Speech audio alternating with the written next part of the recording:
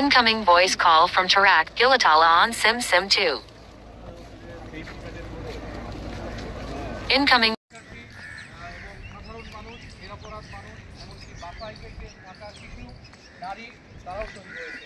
সেই জায়গা থেকে আমরা তারপরে পরবর্তী প্রক্রিয়ায় আরো দেখলাম যে আমাদের সারা দেশব্যাপী যে ধরপাকড় বিষয়, সেই মোবাইল ফোন চেক করবে কোনো রকম কোনো কারণ ছাড়াই, সুনির্দিষ্ট কোনো ইস্যু ছাড়াই, এটা কখনোই হতে পারে না। আমরা কোনোভাবেই এটা মেনে নিতে চাই না। এবং আমার মোবাইল ফোনে আমার যে কোনো ধরনের পার্সোনাল প্রাইভেট ডেটা থাকে, ইনফরমেশন থাকে, আমরা কখনোই আশা করি না যে পুলিশ বাহিনী মানে জাস্ট রাস্তা থেকে একজনকে দাঁড় করায় তার মোবাইল ফোন চেক করবে সুনির্দিষ্ট অভিযোগ ছাড়াই। এটা হতে পারে না। এটার আমরা তীব্র প্রতিবাদ জানাই। সহকর্মীবৃন্দ তারাও বলেছেন, আসলে এই যে একটা যৌক্তিক দাবি ছিল ছাত্রদের, এই যৌক্তিক দাবিটার সুষ্ঠু সমাধান শুরুতেই সুন্দরভাবেই করা যেত। এটা যেভাবেই হোক না কেন, মানে সরকারের হেয়ালিপনার কারণেই আমরা মনে করি এরকম হত্যাকাণ্ডের মতো একটা পরিস্থিতি তৈরি হয়েছে। এবং যেহেতু এই হত্যাকাণ্ডগুলো হয়েছে এবং আমরা দেখেছি আমাদের নিরীহ ছাত্রদেরকে কিভাবে স্নাইপার দিয়ে পর্যন্ত, যেগুলো ব্যাটেলফিল্ডে ব্যবহার করা হয়, স্নাইপার দিয়ে আমাদের ছেলেকে মারা হয়েছে। এই যে ছাত্রদেরকে এইগুলোকে আসলে আমরা কি বলবো, রাষ্ট্রীয় মদদে হত্যাকাণ্ড।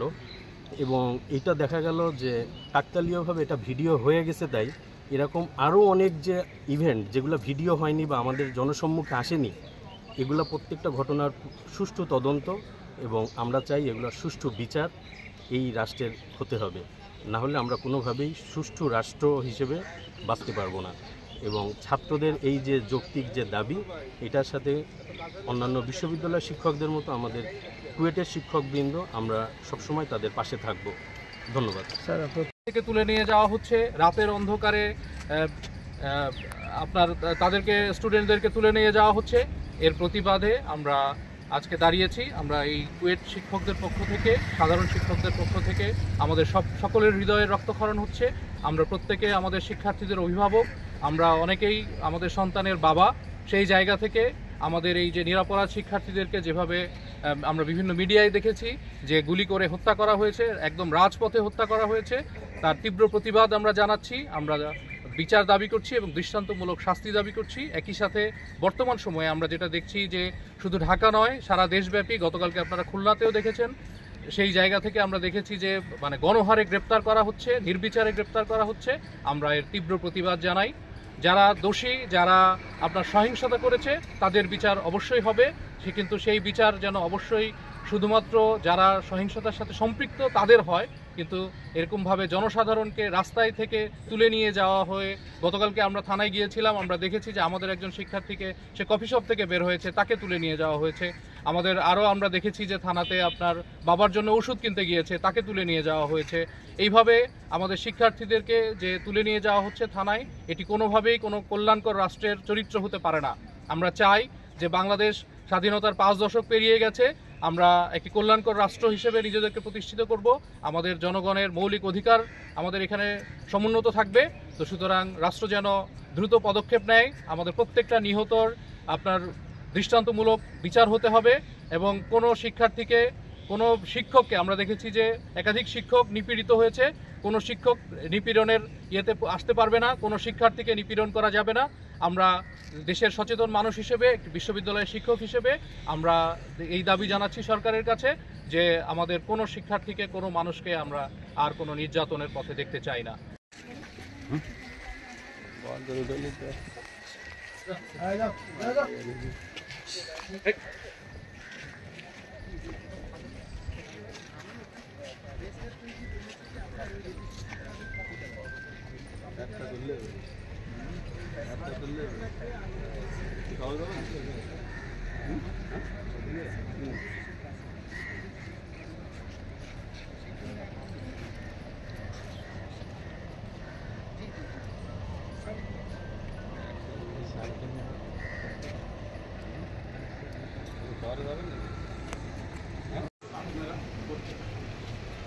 তাহলে হিন্দু সহিংসতা প্রতিরোধ হত্যাকাণ্ডের প্রতিরোধ করে হিন্দু দিতে পারবে শিক্ষকরা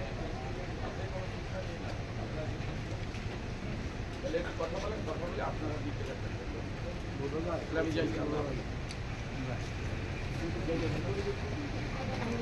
আমরা শিক্ষার্থীদের যে আন্দোলন, কোটা বিরোধী যে আন্দোলনটা ছিল, আপনারা জানেন যে হাইকোর্টের নির্দেশে এবং সরকারের নির্বাহী আদেশে কোটা সংস্কার হয়েছে।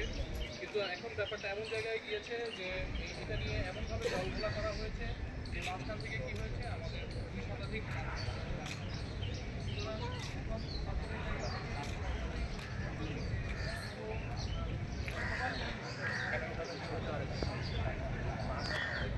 এই কোটা বৈষম্য আন্দোলনকারী যে সকল শিক্ষার্থী এবং ছাত্রছাত্রী এবং সাধারণ মানুষ নিহত হয়েছেন, শহীদ হয়েছেন, তাদের আত্মার মাগফিরাত কামনা করি এবং তাদের শোকাহত পরিবারের প্রতি আমার গভীর সমবেদনা আমি ব্যক্ত করছি। এবং যারা আহত হয়েছেন এবং হাসপাতালে চিকিৎসাধীন আছেন, সমস্ত শ্রেণী পেশার মানুষের প্রতি আমার দোয়া যেন তারা দ্রুত সুস্থ হয়ে যান। তবে আমি একটা জিনিস বলতে চাই যে 30 লক্ষ শহীদের বিনিময়ে, রক্তের বিনিময়ে এবং 2 লক্ষ মা বোনের ইজ্জতের বিনিময়ে যে স্বাধীনতা আমরা অর্জন করেছি, তা আজকে আমরা যেখানে দাঁড়িয়ে আছি সেই স্বাধীনতার কোনো সুখ আমরা ভোগ করতে পারছি না। আমরা দেখতে পাচ্ছি যে আমাদের যে স্বাধীনতার ইতিহাস আমাদের দেখানো হয়েছে আর যে স্বাধীনতার ইতিহাস আমাদের শোনানো হয়েছে, যেটা আমাদের মুক্তিযোদ্ধারা যে স্বপ্ন নিয়ে, যে চেতনা নিয়ে, যে বৈষম্য এবং ন্যায়ভিত্তিক যে রাষ্ট্র প্রতিষ্ঠার জন্য আমাদের মুক্তিযোদ্ধারা শহীদ হয়েছেন, জীবন দিয়েছেন, তার সঙ্গে আমরা বর্তমান সমাজের কোনো চিত্র দেখতে পাই না। তার সম্পূর্ণরূপে বিপরীত। আমাদের ছাত্রদের দাবি কী ছিল? আমাদের ছাত্রদের দাবি ছিল যে আমরা একটি কোটা বৈষম্যর সুষ্ঠু সংস্কার চাই। কোনো কোটা বাদ দেওয়া হচ্ছে না, এখানে সংস্কার চাই। তার মানে যে পার্সেন্টেজ কোটা আছে সেটা কম বেশি করে, যেটা সবার জন্য উপকারী, রাষ্ট্রের প্রত্যেকটা মানুষ যেন সেখান থেকে উপকৃত হয়।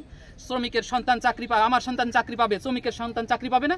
একজন রিক্সাওয়ালা, একজন কুলি মজুরের ছেলে চাকরি পাবে না? অবশ্যই তার সমান অধিকার দেওয়া আছে, রাষ্ট্র দিয়েছে, সংবিধান দিয়েছে। যেখানে সংবিধান দিয়েছে সেখানে রাষ্ট্র অধিকার দিয়েছে, সেখানে আমি আপনি কে যে আপনি অধিকার কেড়ে নেবেন? কাজে এখানে রাষ্ট্রের যে ভূমিকা রাখার কথা ছিল, দায়িত্বহীনতার পরিচয় দিয়ে রাষ্ট্র সেখান থেকে অন্তত তাদের দায় এড়াতে পারে না। তাদের প্রথমে দায়িত্বহীনতার পরিচয় দেওয়ার কারণেই এই ছোট্ট স্বাভাবিক একটা জিনিসটাকে খুব সহজেই সমাধান করা যেত, সেটা অনেক জটিলতা আকার ধারণ করেছে। তারপরে আমরা দেখলাম যেটা সমাধান হলো, আদালতের মাধ্যমে যেটা সমাধান হলো, সেটা অনেকে মেনে নিয়েছেন। কিন্তু মেনে নেওয়ার পরে আমরা দেখতে পেলাম যে আসলে এর মধ্যে অনেক বেলা হয়ে গেছেন। 200-র উপর, 200+ প্রথম আলোর রিপোর্ট অনুযায়ী 200+ শিক্ষার্থী ছাত্রছাত্রী নিহত হয়েছেন এবং মায়ের কোলে সন্তান নিহত হয়েছেন, ঘরের মধ্যে বৃদ্ধ মহিলা নিহত হয়েছেন, ছাদে খেলতে যায় শিশু নিহত হয়েছেন। আমি এখানে দাঁড়িয়েছি মূলত 2টা কারণে। আমার কোনো উদ্দেশ্য নাই, আমার উদ্দেশ্য 2টা। আমার ছাত্রছাত্রীর বুকে যেন গুলি না চলে। প্রথম কথা হলো, আমার ছাত্র না থাকলে আমার চাকরি কে দেবে? আমি চাকরি নিয়ে কি করব? আর দ্বিতীয় কথা হলো, আমি এই 1 সপ্তাহ থেকে খুলনা শহরে ঘুরি। আমি দেখছি যে আমার সন্তান যদি কলেজে পড়তো, আমার বাড়িতে এসে টোকা দিয়ে বলা হতো এখানে কি ছাত্র আছে? আমার সন্তানের নিরাপত্তা চাই। এই রাষ্ট্র সরকার যাবে, সরকার আসবে, কে সরকারে থাকলো তাতে আমাদের কিচ্ছু যায় আসে না। আমাদের সংবিধান, রাষ্ট্র এবং মুক্তিযুদ্ধের বিনিময়ে যে স্বাধীনতা অর্জন হয়েছে সেখানে আমাকে অধিকার দেওয়া হয়েছে, আমার সন্তানকে অধিকার দেওয়া হয়েছে। আমরা বাঁচতে চাই, আমার সন্তান বাঁচতে চাই। আমরা এদেশ থেকে পালাবো না, পালানোর জন্য আমরা এদেশ স্বাধীন করিনি। আমরা এদেশে থাকবো এবং আমাদের অধিকার আমরা আদায় করে ছাড়বো। তবে আমি এটুকু আশা করি যে প্রত্যেকটা হত্যাকাণ্ডের সুষ্ঠু বিচার রাষ্ট্র করবে। কিভাবে করবে আমরা জানি না। সেখানেও দেখতে পাচ্ছি অনেক রকমের বিষয়। নিহত শহীদ আবু সাইদ, তাকে আমরা সরাসরি দেখেছি টিভি চ্যানেলের মাধ্যমে যে তাকে সরাসরি গুলি করে হত্যা করা হয়েছে। সেখানে পরে এজাহারে বলা হচ্ছে তাকে ইট পাথরের মাধ্যমে বলা হয়েছে। কাজে এই টাইপের কোনো বিষয় জল ঘোলা করে যদি করা হয়, আমি চাই না, কেউ চায় না, শিক্ষক সমাজ চায় না যে মানুষ অশান্তিতে থাকুক, কেউ অশান্তিতে থাকুক। আপনারাও শান্তিতে থাকেন, আমরা শান্তিতে থাকুক, ছাত্র শান্তিতে থাকুক। এবং আমরা চাই আমাদের এই রাষ্ট্র, আমাদের এই 30 লক্ষ শহীদের বিনিময়ে পাওয়া রাষ্ট্র শান্তিতে থাক। আমরা এটাই কামনা করি, এটাই প্রত্যাশা করি। কিভাবে বিচার করবেন সেটা আপনাদের বিষয়। ধন্যবাদ। আমার নাম মীর আব্দুল কুদ্দুস, আমি associate professor, department of civil engineering, KUET. বর্তমান যে পরিস্থিতি, সেই পরিস্থিতি আমরা যদি আমার জন্ম স্বাধীনতার পর, অতএব স্বাধীনতার সময় কি হয়েছিল সেটা আমরা বইয়ে পড়েছি। সেখানে কিন্তু আমরা দেখেছি যে নারীদের ভূমিকা কিন্তু কম ছিল না। তবে আমরা ভেবেছিলাম যে আমাদের এই প্রজন্ম মনে হয় মোবাইল, ইন্টারনেটেই ব্যস্ত, এদের দায়িত্ব নেওয়ার মানসিকতা তৈরি হচ্ছে না। আমি আমার ঘরের সন্তান দিয়েও বলতে পারি যে সব কাজই মা বা বাবাকেই করে দিতে হয়। কিন্তু এরা যে আসলে ভেতরে ভেতরে কতটা বেশি ডিপ্রেসড ছিল, তো এই সংগ্রামটা না আসলে মনে হয় আমরা জানতাম না।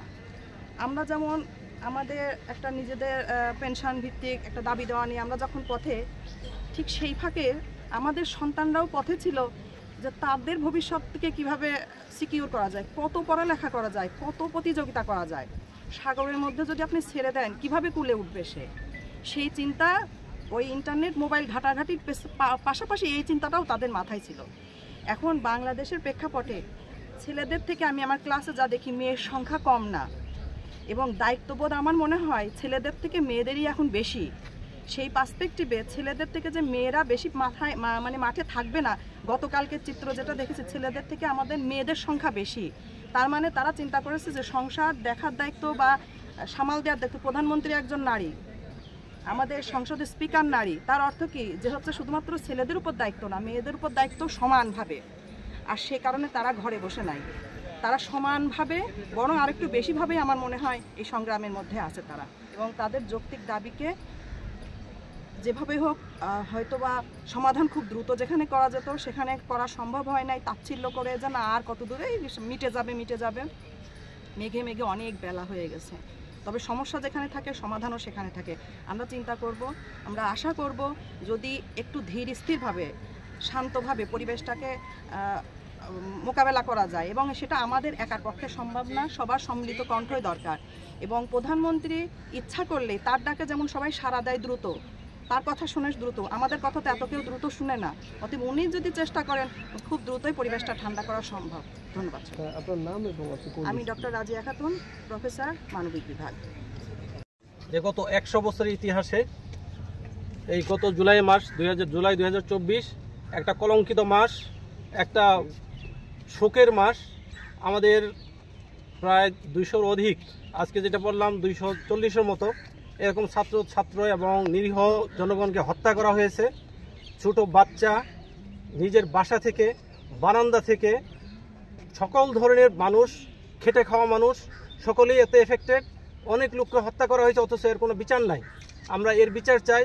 আমাদের ছাত্র যখন এইভাবে নিপীড়িত হচ্ছে, ছাত্রদেরকে যখন হত্যা করা হচ্ছে, রাতে ব্লক রেড দিয়ে যখন তাদেরকে বাসা থেকে জোর করে ধরে নিয়ে যাচ্ছে, এটা আমরা সহ্য করতে পারছি না। আর এই টাইমে শিক্ষকদের বসে থাকার কোনো সুযোগ নেই। এই সময় অবশ্যই শিক্ষক সমাজ জাগ্রত হয়েছে, জাগ্রত হবে। ছাত্রদের উপর যে কোনো নিপীড়ন তার শিক্ষকরা প্রতিহত করবে, কারণ এটা হতে দেওয়া যায় না। আমরা ছাত্রদের জন্য আমরা শিক্ষক, আমরা তাদেরকে শিক্ষা দেই। আমরা কোন মুখে তাদের সামনে যেয়ে দাঁড়াবো আমরা যদি আজকে তাদের জন্য প্রতিবাদ করতে না পারি?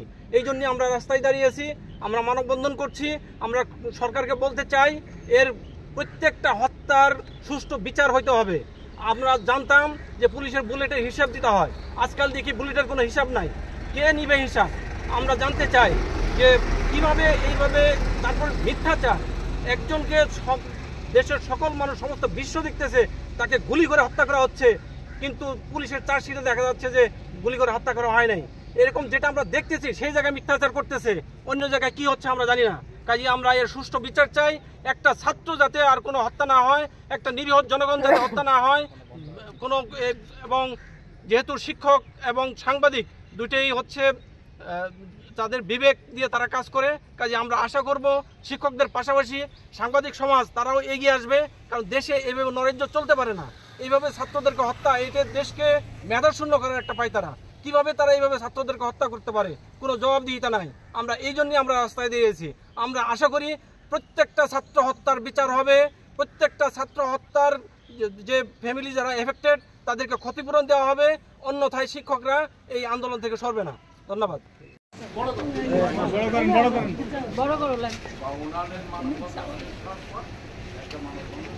ভাই একটু জোরে বলো। তোমরা শিক্ষক ধরেন কালকে কুয়েটের একটা গ্রুপ মানববন্ধন করলো, হত্যাকাণ্ডের বিচার চাই, এই সরকারের পদত্যাগ চাই। তখন বলো যে সরকার দুঃখ